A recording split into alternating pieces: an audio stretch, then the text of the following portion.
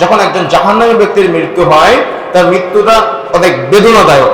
সাহাবা ইকরাম জিজ্ঞাসা করলেন কিভাবে? তখন রাসূলুল্লাহ সাল্লাল্লাহু আলাইহি ওয়াসাল্লাম বলতেন যে তার রূহটা নেওয়ার জন্য মালাকুল মাউত তার নিকটে আসে। মালাকুল মাউত তার নিকটে এসে জিজ্ঞাসা করে, আহ্বান করে যে অমুকের ছেলে বা অমুকের মেয়ে, অমুকের খবিস আত্মা বের হয়ে আসো। বলেন তো জান্নাতি ব্যক্তির আত্মার সাথে কি এমন শব্দ যুক্ত ছিল? কোনো শব্দ যুক্ত ছিল না, শুধু নাম যুক্ত করে তাকে আহ্বান করা হয়েছিল। কিন্তু জাহান্নামী ব্যক্তির রূহটা নেওয়ার সময়, সেটা নারী হোক সেটা পুরুষ হোক, উভয়ের নাম যখন আহ্বান করা হবে নাম ধরে, তখন নামের সাথে যুক্ত করা হবে যে অমুকের ছেলে অমুকের খবিস আত্মা বা অমুকের মেয়ে অমুকের খবিস আত্মা বের হয়ে আসো। যে মুহূর্তে খবিস শব্দটা যুক্ত করা হবে, সেই মুহূর্তে আল্লাহ রাসূল বলছেন দেহের মধ্য থেকে ওই আত্মাটা আর বের হতে চাইবে না। বুঝলেন না মনে হয়? জান্নাতি ব্যক্তির আত্মা কত সহজে বের হয়ে এসেছিল না, কিন্তু জাহান্নামী ব্যক্তির আত্মা খবিস শব্দ শোনার সাথে সাথে ও ওই দেহের মধ্য থেকে আর বের হতে চাইবে না। আল্লাহ রাসূল বলছেন তোমাদের কারোর শরীরে যদি গরম উত্তপ্ত লোহা প্রবেশ করানো হয়, আর ওই গরম উত্তপ্ত লোহা যদি টেনে বের করা হয়, তাহলে তোমাদের শরীরের গোশত মাংস রক্ত কি বের হয়ে আসবে না? সাহাবায়ে কেরাম বলেন আল্লাহ রাসূল অবশ্যই বের হয়ে আসবে। তখন আল্লাহ রাসূল বলছেন যদি কারোর শরীরে গরম উত্তপ্ত লোহা প্রবেশ করে ওই লোহা টেনে বের করার সময় যে পরিস্থিতি হয়, মালাকুল মাউত যখন ওই আত্মাটাকে আহ্বান করবে তখন তো বের হতে চাইবে না। একবার এক হাত থেকে আর এক হাত, এক দেহের এক প্রান্ত থেকে আর এক প্রান্তে সে দৌড়াদৌড়ি করতে থাকবে। তখন মালাকুল মাউত ওই আত্মাটাকে ওই গরম উত্তপ্ত লোহার মতো করে টেনে বের করে নিয়ে আসবে। কঠিন পরিস্থিতি যখন টেনে বের করে নিয়ে আসবে, ওই মালাকুল মাউতের সাথে এদিনও আত্মাটা নেওয়ার জন্য একদল ফেরেশতা এসেছিল।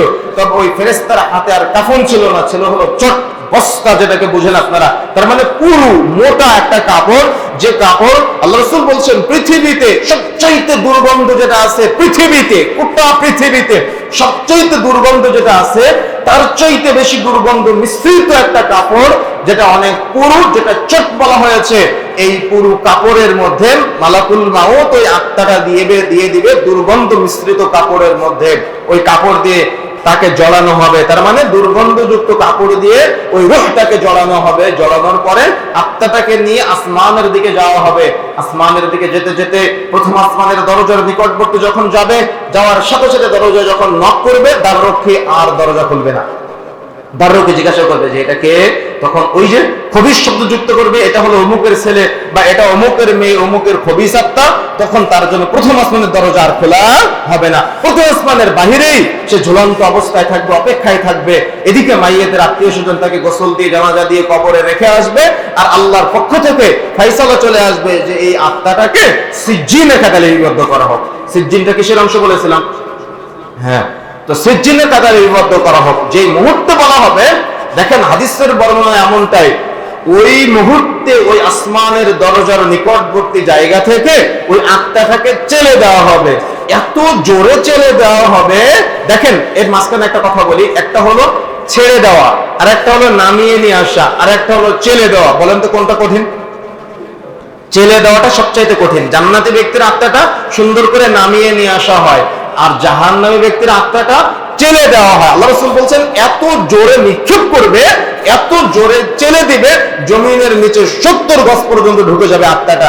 তারপরে তাকে আবার জমিনের নিচ থেকে টেনে উঠিয়ে ওই মাইয়েতের দেহে দেওয়া হবে। দেওয়ার পরে মাইয়েতকে কবরের মধ্যে বসানো হবে। বসানোর পরে জিজ্ঞাসা করা হবে, মা দিনুকা, মা রব্বুকা, তোমার রবকে?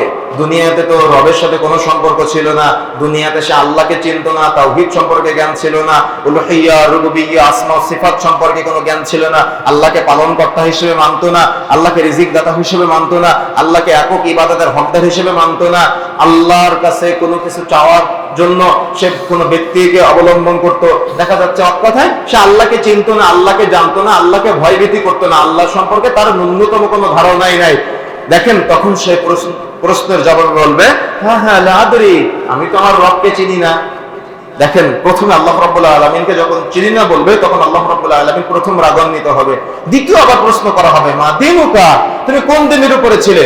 দুনিয়াতে উলামায়ে কেরাম যখন দিন ধর্ম সম্পর্কে আপনাদের সতর্ক করত, তখন আপনারা বলতেন যে হুজুর কথাই কথা ধর্ম টেনে নিয়ে আসে, কথায় কথায় মাসালা নিয়ে আসে, কথায় কথায় ইসলামকে টেনে নিয়ে আসে। বলে না এমন কিছু মানুষ আছে না আমাদের সমাজে, দেখেন কবরে তাকেও দিন সম্পর্কে প্রশ্ন করা হবে, তখন সে বলবে হা হা লা আদরি, আমি তো এই দিন ধর্ম সম্পর্কে কিছুই জানি না, আমার তো কোনো জ্ঞানই নেই এ ব্যাপারে।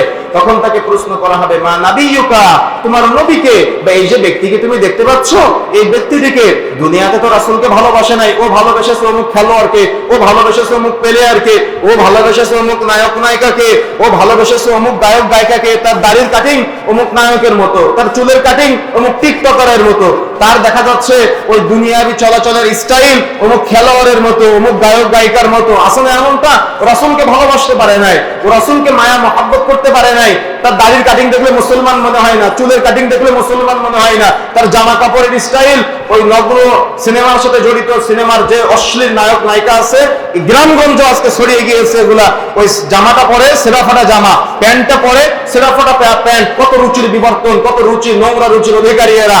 কিয়ামতের মাঠে দুনিয়াতে তো রাসূলকে ভালোবাসতে পারে নাই, দুনিয়াতে তো রাসূলকে মায়া করতে পারে নাই, কিয়ামতের মাঠে যখন তাকে কবরে যখন তাকে প্রশ্ন করা হবে মা নাবিয়ুকা, তোমার নবীকে, ও তো দুনিয়াতে নবীকে ভালোবাসতে পারে নাই, তখন সে বলবে হা হা লা আদরি, আমি তো নবীকেও চিনি না।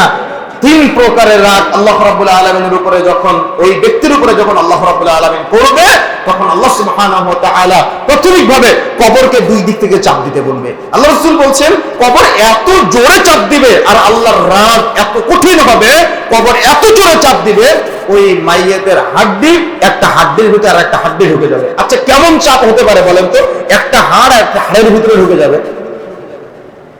রাসূলকে চিনি আমরা, ইসলাম সম্পর্কে কতটুকু জ্ঞান আছে আমাদের, আল্লাহ সম্পর্কে কতটুকু ধারণা আছে আপনার, দেখেন কবরে এই প্রশ্নের জবাব দিতে না পারলে কঠিন পরিস্থিতির শিকার হতে হবে।